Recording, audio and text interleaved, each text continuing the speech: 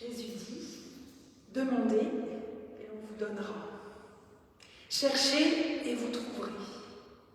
Frappez et l'on vous ouvrira. Alors bienvenue à tous les chercheurs, à toutes les chercheuses, puisque la parole du Christ ne requiert rien de plus. Et même pas de savoir dire le nom de Dieu, mais avant tout de garder un esprit en éveil, attentif, un esprit qui désire, qui attend, qui cherche, qui demande. Bienvenue à vous qui savez mal nommer le nom de Dieu, ce Dieu qui parle à votre cœur. C'est heureux puisque son nom est imprononçable. En tout cas, c'est ce que nous apprennent les Écritures bibliques. Bienvenue à celles et ceux qui sont en communion avec nous depuis l'étranger, depuis leur maison, une chambre d'hôpital ou de prison. À chacun, à chacune, Dieu renouvelle sa grâce et sa paix, sans condition d'aucune sorte, par Jésus le Christ, notre Sauveur et notre frère. À part les enfants, nous allons tous rajeunir aujourd'hui, puisque nous allons vivre ce culte en compagnonnage avec le tout jeune roi Salomon. Essayer de mieux comprendre quelle est cette sagesse qui nous est transmise de génération en génération pour qu'à notre tour, nous puissions la réinterpréter et en vivre. Mais d'abord, nous allons prendre le temps de descendre dans le silence intérieur. Je vous invite à la prière. Éternel, nous ne sommes pas seuls, puisque le souffle de ton esprit est en nous. Même si la flamme de notre foi est toute petite, tu la maintiens en vie. Que ton souffle rapproche nos flammes vacillantes pour former un grand foyer accueillant où chacun puisse partager la parole et le pain. Amen. Je vous invite à vous lever.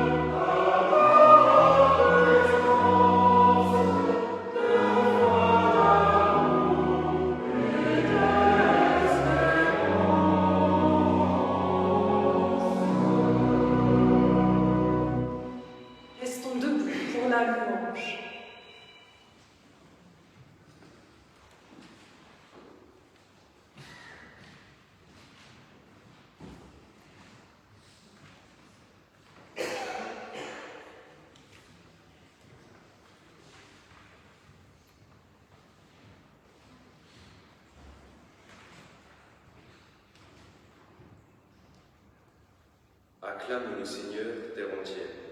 Servez le Seigneur dans l'allégresse. Venez à lui avec des chants de joie. Reconnaissez que le Seigneur est Dieu. Il nous a fait et non pas nous-mêmes. Nous, son peuple, son troupeau. Entrez par ses portes avec reconnaissance, dans la cour de son temple avec des louanges. Célébrez-le et bénissez son nom. Oui, le Seigneur est bon, son amour est pour toujours, sa fidélité de génération en génération.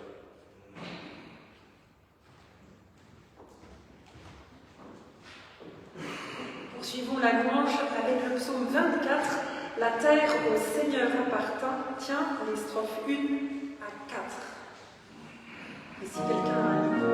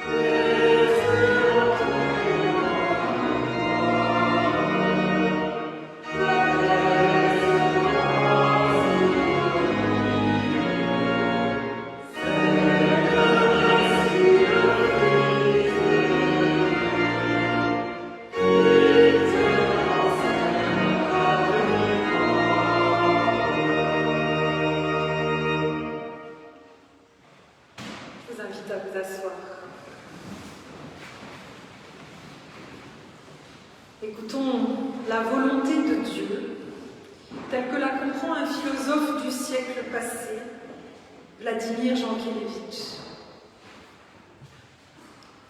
Ce n'est pas la justice elle-même, c'est l'amour de la justice qui est la relation intentionnelle.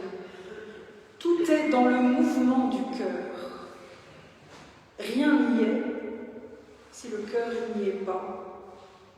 Et si le cœur y est, tout est sauvé, transfiguré par une nouvelle lumière. Quand je parlerai les langues des humains et des anges, si je n'ai pas l'amour, je suis un airain sonore et la cymbale retentissante.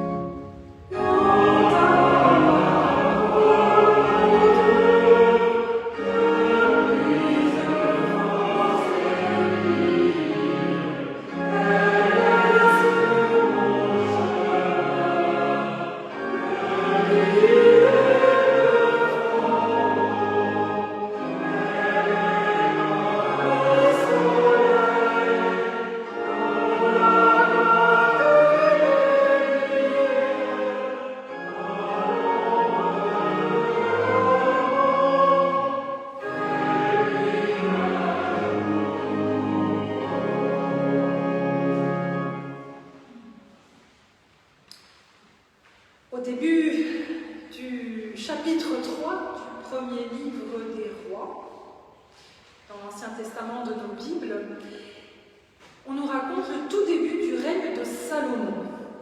Salomon est devenu roi très jeune, il est inquiet, il dort mal.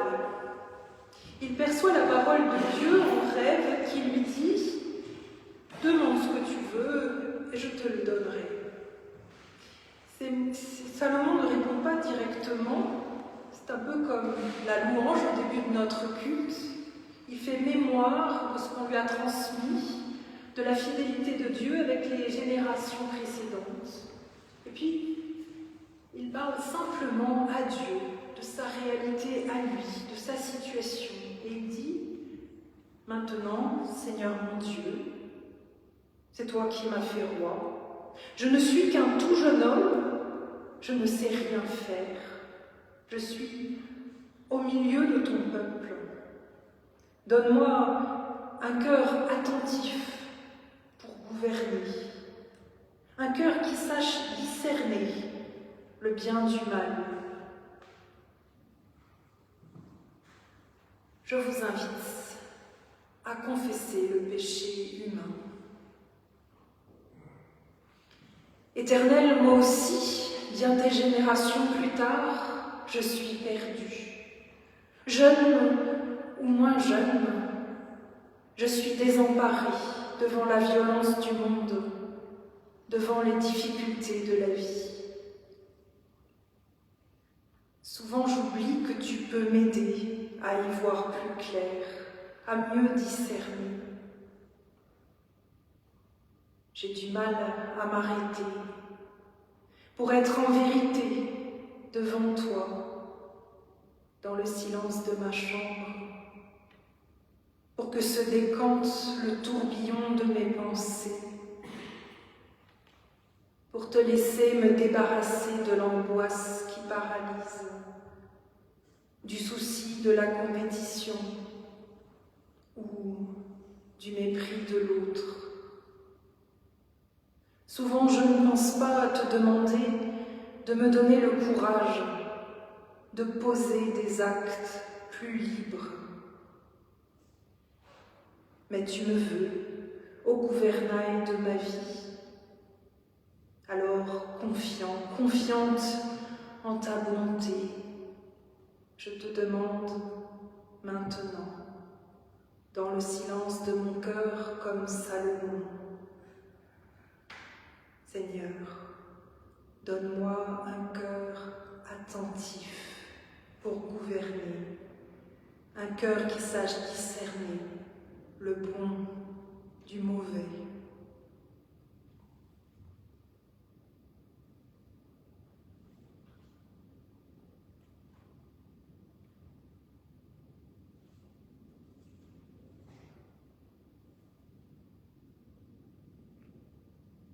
Viens à mon secours, Dieu vivant. Amen.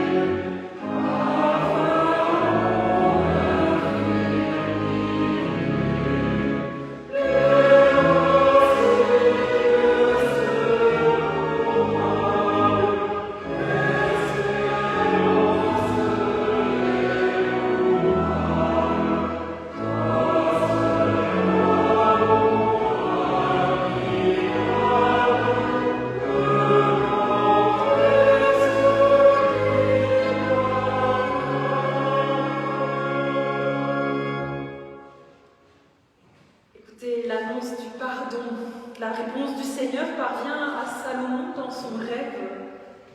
Puisque tu ne demandes pas pour toi une longue vie, ni la richesse, ni la mort de tes ennemis, mais que tu demandes pour toi de l'intelligence, afin d'être attentif à l'équité et pour discerner le bien du mal.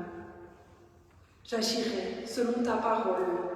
Je te donnerai un cœur sage et intelligent. Et je te donnerai même ce que tu n'as pas demandé pour que ta vie soit comblée. Levons-nous pour chanter notre reconnaissance.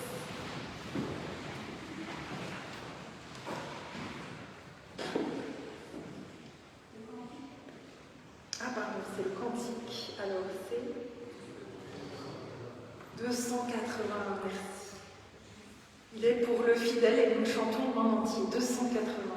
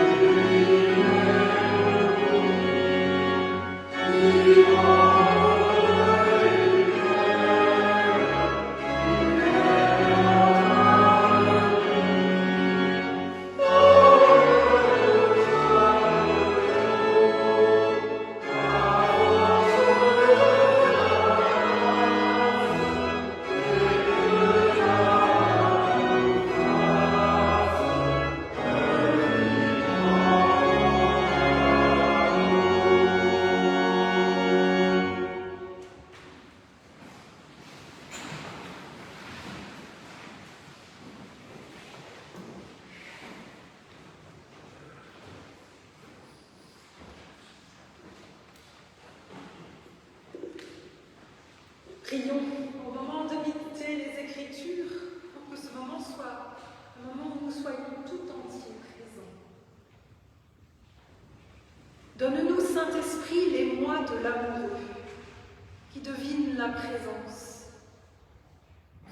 Donne-nous l'attention de l'amoureuse pour qui chaque parole est précieuse.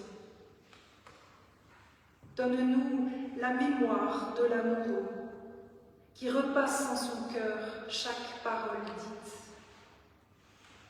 qui accepte avec joie que sa vie en soit changée. Amen.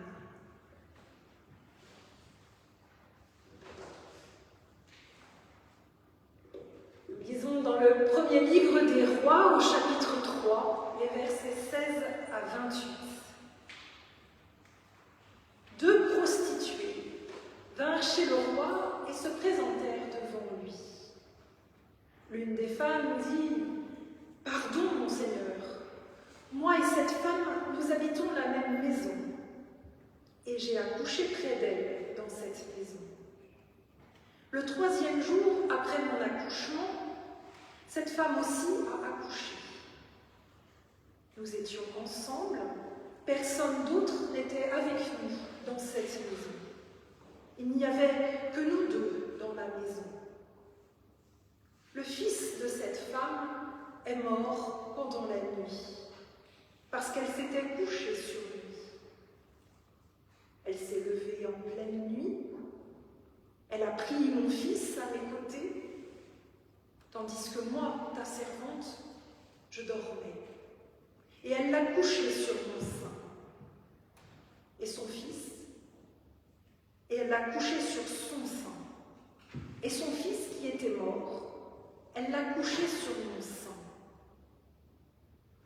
Au matin, je me suis levée pour allaiter mon fils, mais il était mort. Je l'ai examiné au matin. Ce n'était pas mon fils, celui que j'avais mis au monde. L'autre femme dit « Pas du tout. C'est mon fils qui est vivant et c'est ton fils qui est mort. » Mais la première femme répliqua « Pas du tout. C'est ton fils qui est mort et c'est mon fils qui est vivant. » C'est ainsi qu'elles parlèrent devant le roi.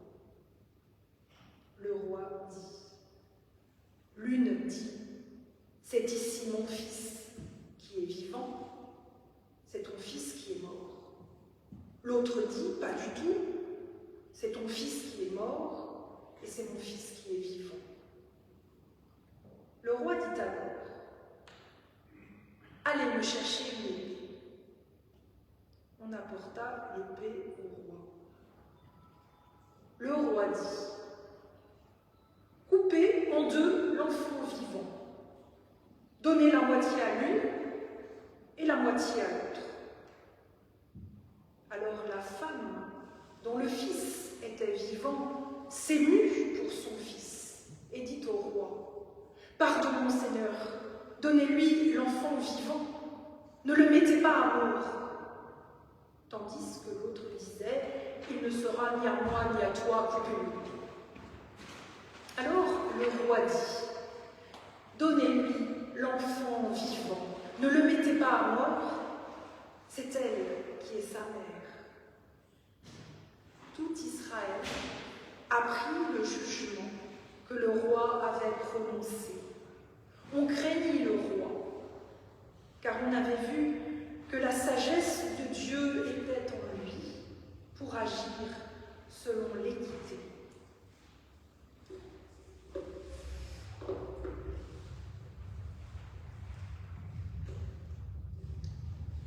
Lumineuse sagesse que ce jugement de Salomon, que tout le monde comprend, même les plus petits. On trouve la chute brillante, juste, mais on ne voit pas toujours comment cette histoire pourrait résonner avec la nôtre. Nous nous sentons loin des responsabilités écrasantes de ce jeune roi d'il y a 3000 ans. De plus, la probabilité qu'une mère étouffe son enfant et que le texte biblique ne soit d'une quelconque utilité pour discerner quoi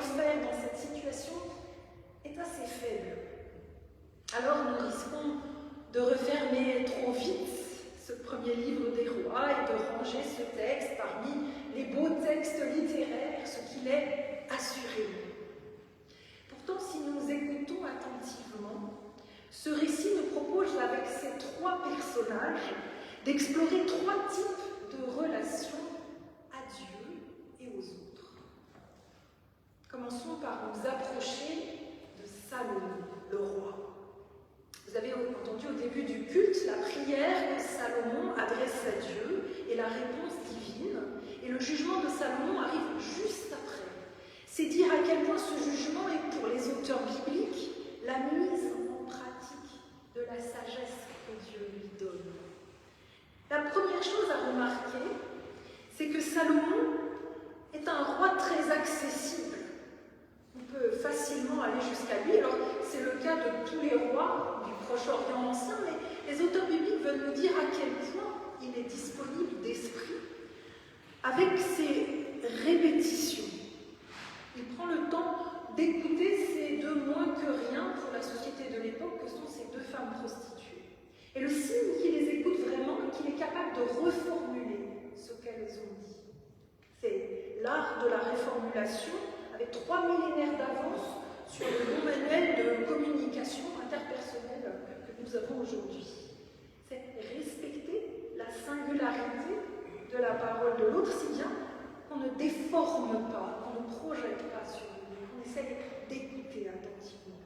Et comme on n'a pas, nous, forcément toujours l'esprit aussi vif que Salomon, ça peut vouloir dire aussi écouter davantage et se faire préciser à l'autre ce qu'il a voulu dire. Alors que la tendance naturelle est de se précipiter pour donner une réponse.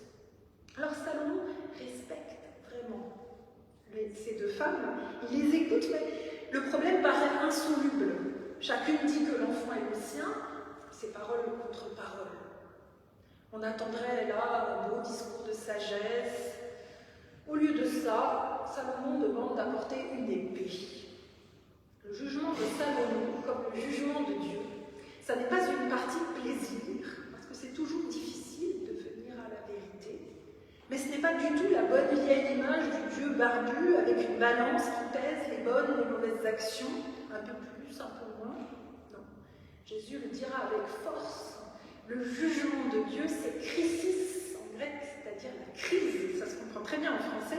C'est ce moment de vérité, ce moment de révélation, où on ne peut pas rester dans l'entre-deux, dans les faux semblants. On voit bien que ce jugement crise, il est déjà présent dans l'Ancien Testament avec ce jugement de Salomon. Salomon aurait pu dire, bon, l'enfant, 15 jours c'est l'une, 15 jours chez l'autre, un moyen terme, une justice apparemment égalitaire. Non, Salomon dit coupez-le en deux. Et l'auditeur frémit. Mais c'est évidemment une parole violente qui cherche à faire réagir et non à détruire. Comme souvent, les paroles de Dieu nous paraissent d'abord violentes, mais sont là pour provoquer une réaction en nous. Il s'agit d'aider l'être humain à descendre au cœur de son être, où la vérité peut se révéler. Le critère de la sagesse divine, sur laquelle le jugement de Salomon s'appuie, même les enfants le comprennent d'emblée, ce critère c'est l'amour. Le problème c'est que l'amour c'est un mot qui est mis à toutes les sauces en français. On aime son amoureux, on aime le chocolat, c'est pas très pratique. Et puis aussi, surtout, parce qu'on confond très souvent aimer et posséder. Et c'est beaucoup plus fréquent qu'on ne croit. Salomon, lui, il a reçu la sagesse de discerner ce qu'est l'amour selon Dieu. C'est lui qui préfère le bonheur de l'autre à l'illusion de sa possession. Salomon figure donc le premier type de relation à Dieu et aux autres que la Bible nous donne à méditer dans cette histoire. C'est toi, c'est moi. Quand je cherche à me désencombrer de mes préjugés et que je prends du temps pour demander à Dieu de m'éclairer, pour savoir gouverner, c'est-à-dire agir dans la vie, agir comme un adulte qui sait discerner et faire de vrais choix. C'est toi, c'est moi. quand nous comprenons que l'amour à la manière de Dieu, c'est écouter, consacrer du temps à l'autre. Approchons-nous maintenant des deux autres personnages, les deux femmes prostituées. Chacune a un fils. On ne nous dit pas si elles ont d'autres enfants, et c'est fait exprès. C'est pour nous montrer à quel point il est important d'avoir un fils, et c'est ce qu'elles ont de plus précieux. À une époque où il n'y a pas de retraite ni de sécurité sociale, avoir un fils, c'est avoir la force de travail, il laboure la terre, il s'occupe du bétail, c'est la garantie d'avoir à manger. Et puis, plus encore pour ces femmes prostituées en but à des violences, avoir un fils, c'est avoir une garantie de protection pour ces vieux jours. Si les deux femmes habitent ensemble, c'est qu'elles s'entendent bien. C'est facile de s'entendre quand on est à égalité. Toutes les deux prostituées, elles se serrent les coudes. Mais le grand malheur arrive. Et voilà que naît une grande inégalité entre elles. L'une a un fils vivant, tandis que l'autre n'a plus rien. La Bible ne cesse d'explorer ce qui se passe quand survient le malheur ou l'inégalité entre les êtres. Alors regardons d'abord la mère de l'enfant mort. Elle a étouffé, sans le faire exprès, son enfant dans le sommeil. C'est une femme pauvre, sans doute fatiguée. Elle s'est endormie avec son enfant et en se tournant dans son sommeil, elle l'a malencontreusement étouffé. C'est un grand malheur. Et même si elle n'y est pour rien, elle doit beaucoup culpabiliser. Et qu'est-ce qu'elle fait de son malheur? Elle est jalouse de l'autre femme. Elle va lui voler son enfant. C'est un premier péché, comme on dit dans nos églises. C'est-à-dire que plutôt que de se tourner vers Dieu, au cœur du malheur, pour trouver un chemin dans l'impasse, elle va essayer de remplir son vide avec ce qu'a l'autre. Elle voit l'enfant comme une chose interchangeable, pas du tout comme un être unique. Ensuite, au moment du jugement, c'est encore pire. Non seulement l'enfant est une chose qu'elle veut posséder, un peu comme un objet, mais elle le sacrifie. C'est probablement pour ne pas se contredire. On aurait tort de considérer cela comme une petite chose. L'être humain déteste avoir tort devant tout le monde. Mais plus profondément, c'est pour que l'autre femme soit entraînée dans son malheur, dans son trou. Coupe-le en deux, comme ça il ne sera ni à moi ni à toi. C'est le deuxième type de relation à Dieu et aux autres. Bien entendu, comme les autres personnages de cette histoire, c'est un personnage extrême. Mais cela donne à voir ce qui se passe quand je ne me sens pas aimée de Dieu, quand je ne me sens pas aimée par les autres ou par la vie, chacun à sa manière de dire. Quand, dans le malheur, je veux essayer de combler mon manque avec ce qu'a l'autre. Il y a un troisième type de relation à Dieu et aux autres. C'est le troisième personnage de l'histoire qui nous y introduit, la mère de l'enfant vivant. Remarquez d'abord que c'est une femme tout à fait ordinaire. Son discours est le même que celui de l'autre femme. Elle semble interchangeable, mais quand Salomon propose de couper l'enfant en deux, la mère dit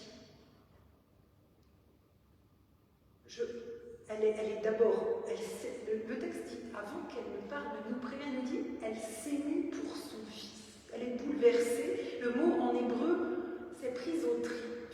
Elle est prise aux tripes, alors elle parle du plus profond d'elle-même. Vous savez, c'est ce moment où le regard des autres ne compte plus, où l'on ne peut pas faire autrement que d'aimer viscéralement, comme dit le mot français qui reprend l'image de l'hébreu. Ce qu'elle dit à ce moment-là, ce n'est pas une bonne action, c'est le fruit de son amour pour cet enfant-là singulier. Elle ne peut pas faire autrement, puisque ce qu'elle aime vraiment que de sacrifier son honneur à elle. Devant toute l'assemblée au tribunal, elle paraît donner raison à l'autre femme, elle rétracte sa demande. Elle dit « Mon roi, pardon, donne plutôt l'enfant vivant à cette femme, ne le tue pas. » Elle sacrifie son désir d'avoir son fils pour elle, avec elle, afin que lui puisse vivre. Elle n'aurait sans doute jamais cru être capable de cela un jour, sans doute. Le texte ne nous dit pas qu'elle a une relation à Dieu plus pieuse que l'autre. Non, mais c'est la justesse de la parole de Salomon qui lui révèle à elle-même qu'elle aime à ce point-là. Cette femme figure le troisième type de relation à Dieu et à l'autre. C'est toi, c'est moi, c'est celui qui, dans l'épreuve, même s'il ne sait pas que Dieu est la source de l'amour, se laisse comme irriguer par cette sève qui lui permet d'aimer encore davantage. Son sacrifice n'est pas masochiste parce qu'il est source de vie. Dans l'ordre du royaume de Dieu, cette femme prostituée est une reine libre, clairvoyante, aimante, comme les Salomon. Alors vous voyez, loin d'être un texte mort, ce récit du jugement de Salomon nous parle de nous et des différentes possibilités de réagir face aux événements de la vie. Il nous tend comme un miroir grossissant parce qu'il pousse la logique des attitudes que nous sommes tentés d'adopter face à des circonstances difficiles. Et l'on voit souvent très bien les travers chez les autres, mais le texte biblique veut nous conduire à nous interroger pour nous-mêmes. Aussi au moins deux grandes séries de questions que le texte nous pose. La première, c'est qu'est-ce que je fais avec l'épreuve, le malheur qui attend ma vie? D'abord avec les grandes épreuves de l'existence, quand on perd un enfant, un conjoint, un vrai ami. Est-ce que cela me conduit à vouloir remplir le vide, à me recroqueviller sur moi et mon malheur? Mais la question est valable aussi pour les petits malheurs de l'existence, toutes ces inégalités entre les êtres humains, ce qui nous paraît injuste. L'autre qui a plus de succès, bien qui est plus beau que moi. Cet autre, est-ce que je suis heureux pour lui ou non? Est-ce que je cherche à voir quel peut être mon chemin propre, mes propres talents à développer? Ou bien est-ce que je suis obsédée par ce que je perçois comme une injustice de Dieu et de la vie? Et même, est-ce que je suis parfois jaloux au point de faire du mal à l'autre pour ne pas être seule dans mon malheur? Peut-être pas par une action horrible comme la mère de l'enfant mort du livre des rois, mais peut-être par des petites piques. Vous savez, ces petites piques qui minent les relations humaines. La deuxième série de questions le texte nous incite de réfléchir, je crois que c'est celle-ci. Est-ce que je veux devenir petit à petit roi à la manière de Salomon, en prenant le temps d'écouter vraiment, de discerner, ou à la manière de la mère de l'enfant vivant, reine, sans vouloir posséder celles et ceux que j'aime, mais en prenant ma joie dans le fait qu'ils sont heureux. Que Dieu nous aide, chacun, chacune, pour que nous puissions repenser nos rapports humains en résonance avec ce jugement de Salomon, qu'il nous guide par son esprit petit à petit vers des relations plus justes et plus aimantes.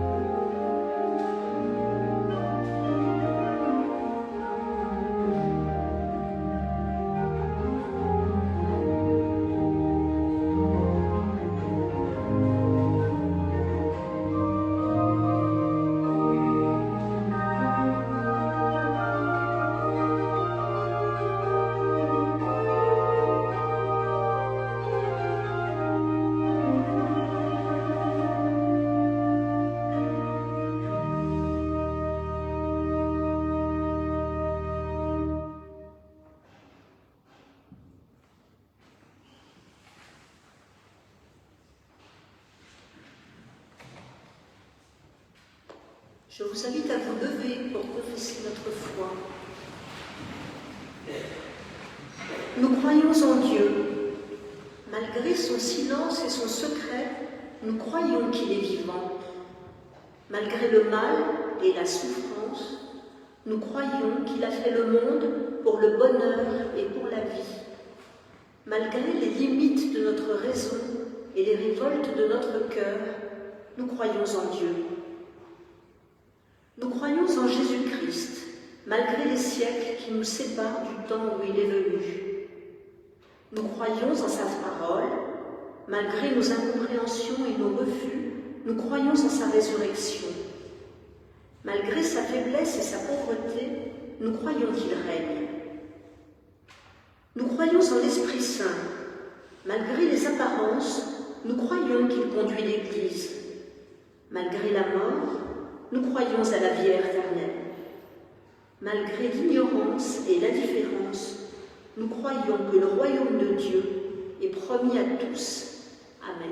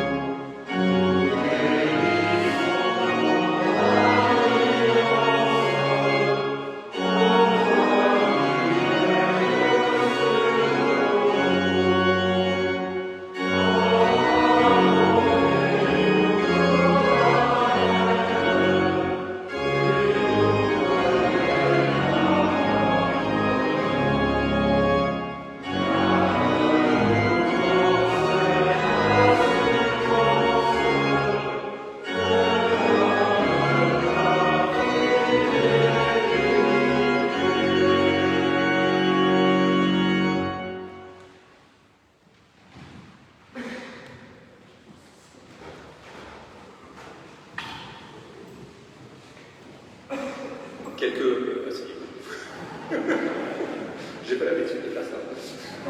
Prenez place. Quelques annonces peut-être pour ce dimanche, enfin peut-être sûrement. Tout d'abord, je souhaitais remercier Sandrine Moreau qui nous a fait la joie de venir nous visiter aujourd'hui et de présider ce culte. Vous savez que nous aurons l'occasion de la retrouver une deuxième fois cette année. J'ai mis la date aussi. Bon, bientôt.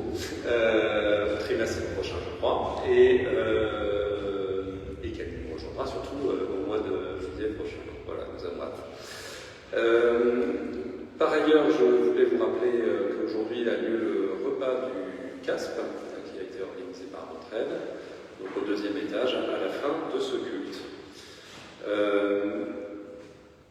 Comme chaque semaine, nous avons la collecte profit de l'épicerie solidaire de la Croix-Rouge du 11e arrondissement.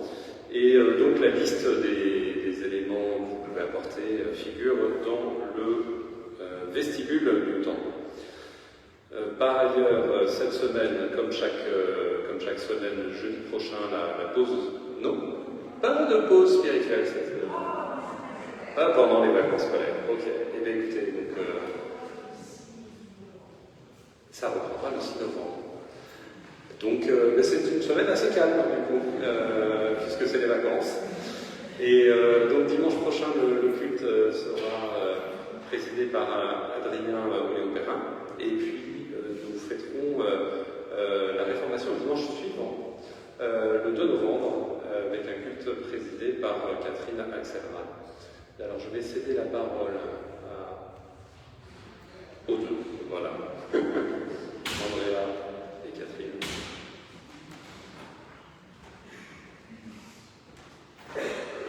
Certains d'entre vous s'en souviennent peut-être, à Noël 2018, nous nous sommes trouvés 3 ou 4 jours, enfin, c'est bon, j'ai découvert 3 ou 4 jours avant le culte de Noël, que nous n'avions pas d'organistes, ils étaient tous partis pour leurs activités importantes. Et Andreas Loff, alors pasteur à Montemont-Luxembourg, a accepté de venir tenir l'orgue, car c'est aussi un grand organiste. Il est aujourd'hui aumônier des diaconesses, chez les diaconesses de de relis. Et il a également, parce que cette fois on s'y prend à l'avance, il a également, et je l'en remercie d'avance, accepté de tenir l'orgue au culte de Noël prochain, le 25 décembre. Et il a aussi une annonce à faire pour un concert plus proche. Je lui laisse la parole. Merci Catherine, bonjour à tous. Albert Schweitzer, que vous connaissez encore, votre génération, n'est-ce pas? Les jeunes générations, c'est parfois moins sûr, c'est docteur de l'Amérique, mais qui est aussi un grand musicien. Il a donné 500 concerts d'orgue dans tous les pays d'Europe pendant ces années qu'il était aussi médecin donc en Afrique, dans ce petit pays Gabon tropical. Voilà, il est né il y a 150 ans, en 1875, donc cette année il y a des commémorations. Moi-même je vous propose demain soir au temple de Pantemont, dans le 7e, rue de Grenelle, où j'étais pasteur. Il y a des très belles orgues, voilà, très belles orgues dans ce temple. Un concert et mini-conférence, je parlerai pendant un quart d'heure, 20 minutes de Albert Schweitzer, le musicien et l'organisme.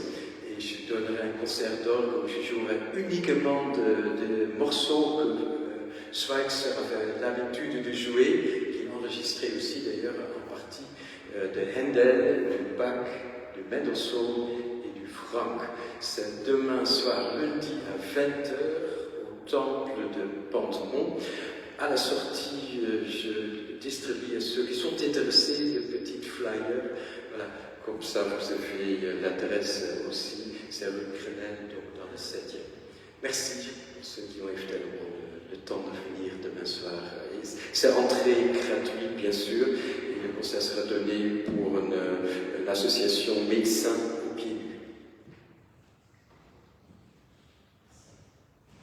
Merci. Et encore une annonce de Micheline en prévision de Noël prochain.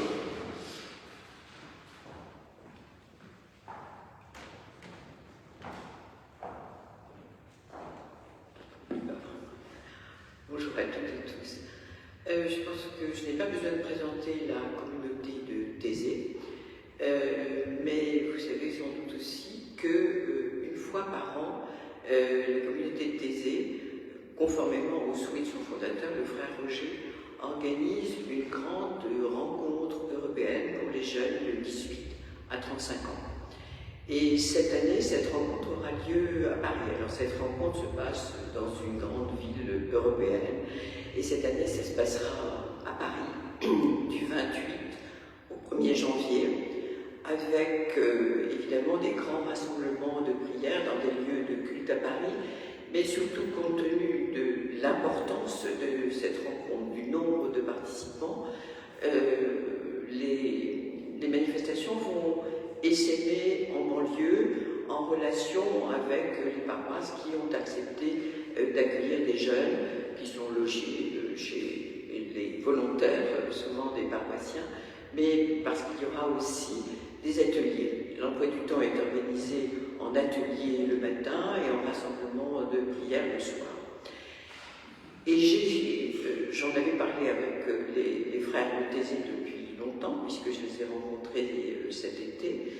Il m'a semblé important d'y associer les musulmans. Vous connaissez mon engagement dans le dialogue islamo-chrétien, et l'un des thèmes justement des rencontres et des ateliers, bien sûr, il y a la solidarité, la fraternité, les questions de biodiversité, les questions internationales, mais les frères de Thésée ont souhaité mettre cette année l'accent sur le dialogue. Donc j'ai pensé que c'était l'occasion absolument exceptionnelle de faire un geste vers les musulmans. Et il y aura donc des rencontres aussi avec des jeunes musulmans, dont certaines se passeront à la mosquée de Massy, puisque la mosquée de Massy est très engagée dans le dialogue islamo-chrétien. Voilà, donc notre paroisse n'est pas engagée dans cette affaire, puisque cette année, je crois que nous avons beaucoup de choses à gérer, mais je voulais vous en informer, et je pense que vous pourrez aussi transmettre le message aux jeunes autour de vous. Il y a un site, bien entendu, sur lequel on peut trouver absolument tout le programme, et une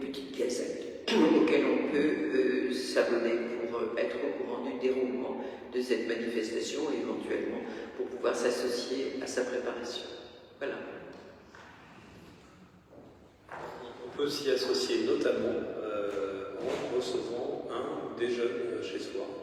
Donc ça implique de leur offrir un espace pour dormir, mais bon, ils peuvent venir avec un petit matelas et s'installer dans un sac de couchage, donc ça ne nécessite pas forcément de les accueillir dans la chambre d'amis. S'il y en a une, c'est mieux évidemment. Leur donner accès à sa salle de bain et voilà, pour faciliter, et leur offrir le petit déjeuner le matin. Donc nous arrivons le dimanche, alors ça va être le dimanche 28, et ils repartent décembre. Et ils repartent le 1er janvier. Voilà. Le temple du Marais va sans doute être un des lieux d'accueil pour organiser des activités. On ne va pas le faire ici pour les raisons que vous connaissez. C'est un peu plus complexe pour nous d'organiser ces choses cette année. Mais néanmoins, on peut s'associer à l'accueil de ces jeunes. Donc voilà, il y aura dans le prochain bulletin de l'amitié les informations nécessaires, et notamment le site sur lequel on peut se porter volontaire. Un lien pour ceux qui le lisent en version électronique ou à remplir dans votre navigateur. Voilà. Est-ce qu'il y a d'autres annonces pour aujourd'hui? Une annonce? Oui, moi je donne un concert d'heure le dimanche prochain à Saint-Germain-des-Prés, où il y a un très bel orgue, si vous êtes sur Paris, et je jouerai uniquement du bac. À 15h30.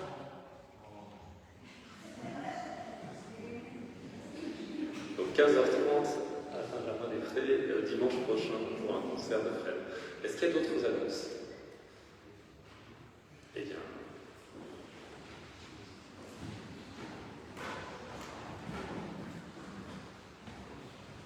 C'est le moment de l'offrande, que notre offrande fasse justice au vrai coût de la vie, chauffage compris, et que la générosité de l'amour permette aussi une hospitalité généreuse. Vous aurez compris que c'était le thème de la prédication, ça se met en œuvre aussi bien concrètement.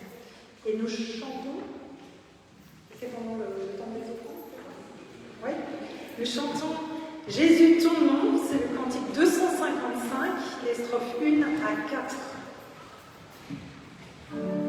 255.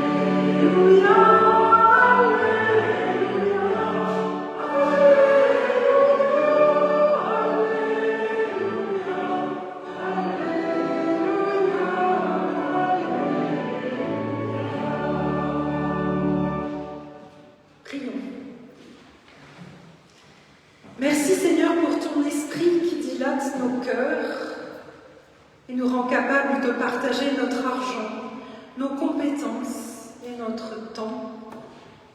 Que ton Église puisse contribuer à un monde plus juste, hospitalier et solidaire. Remplis-la de la sagesse du jeune Salomon, afin qu'elle sache utiliser au mieux tous ses dons. Amen.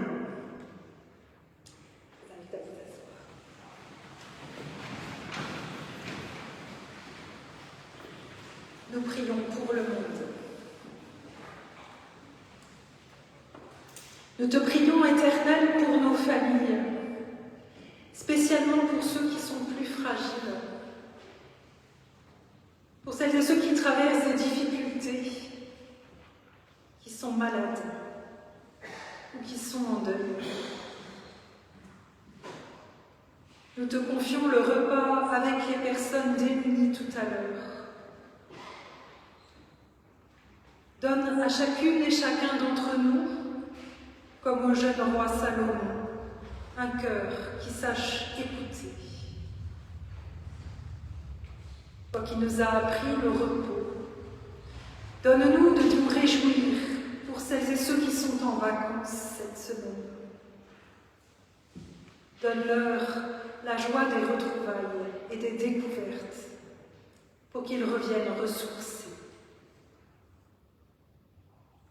Nous te confions le processus de paix entre Palestiniens et Israéliens, et spécialement toutes les petites mains invisibles des artisans et artisanes de paix qui cherchent un chemin pour que tous puissent vivre. Notre prière ardente s'élève aussi pour le peuple malgache qui vit une période de transition pleine d'incertitudes. Que la protestation des jeunes ne soit pas vaine. Nous te confions aussi le cœur de tous ceux qui ont une double culture et qui souffrent des conflits qui déchirent la terre de leur famille. En cette semaine où les affrontements au nord de l'Éthiopie ont encore fait 250 blessés graves, où la tension monte entre l'Érythrée et l'Éthiopie. Nous te confions, Seigneur, leur peuple. Avec les chrétiens orthodoxes et la minorité protestante, nous rendons grâce pour la beauté et la grandeur de cette civilisation. Nous rendons grâce pour la beauté des couchers de soleil sur le lac Tana, lorsque s'envolent les flamants roses. Pour les ruines du château de Gondar, qui rivalisait de beauté avec le château de Versailles, pour les églises de Lalibela creusées dans le roc. Avec les artisans de justice et de paix, nous prions que l'hôpital central de Mekele ait davantage de moyens pour soigner les plus de 120 000 femmes violées et torturées au Tigray.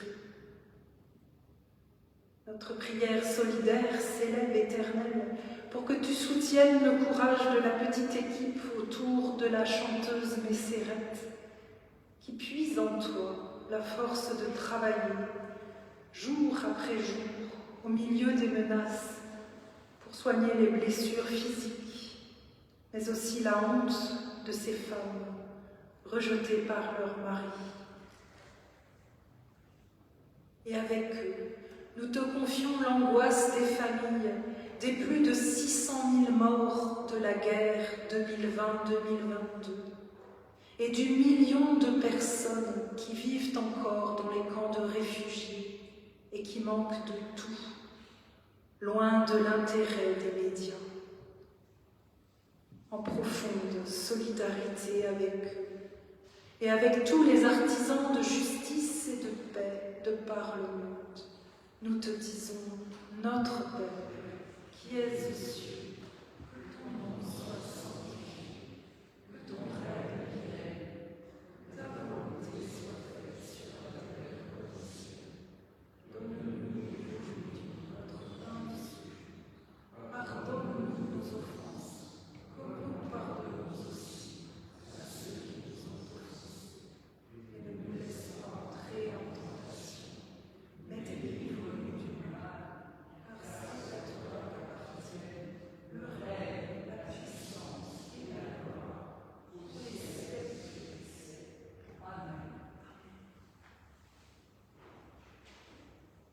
sœurs, nous allons retourner dans le monde.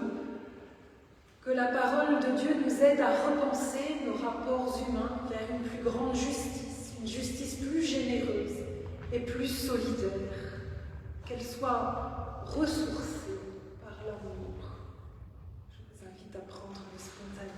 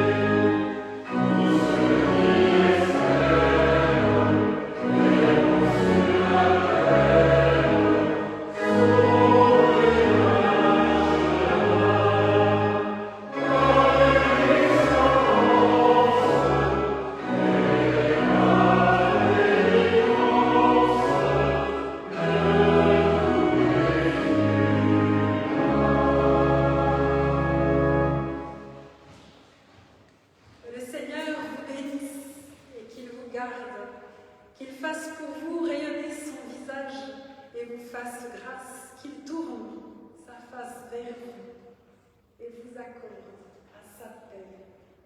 Amen.